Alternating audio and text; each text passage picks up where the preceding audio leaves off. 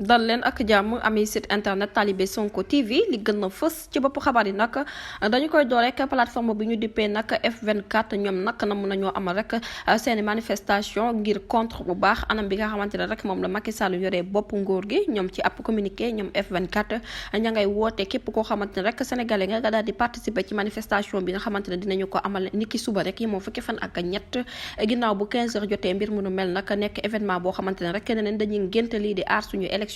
waaye nag fexe rek ba askanu sénégalais nag am justice ak liberté ci wàllum démocratie ba tey rek waa F24 la ñu daal di xam ne rek moo dina ñu ngay naqal bu baax anam bi nga xamante ne rek moom la suñu force de défense et de sécurité yi nag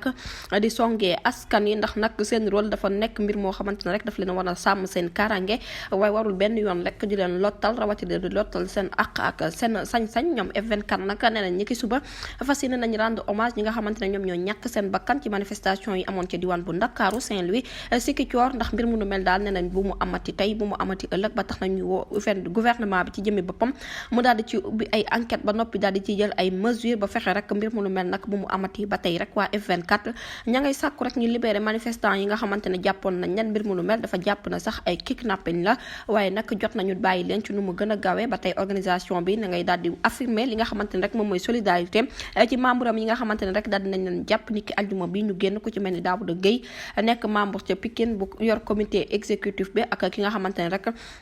ak membre yi nekk ca F24 dëkk ca diwaan bu Thiès ak seen coordonnateur départemental bii di woy ci turu Sall bi Souley Ndiaye ñu ne nag nañ leen bàyyi ci nu moo gën a gaawee du ñàkk rek dinañ ci xuusandiwaat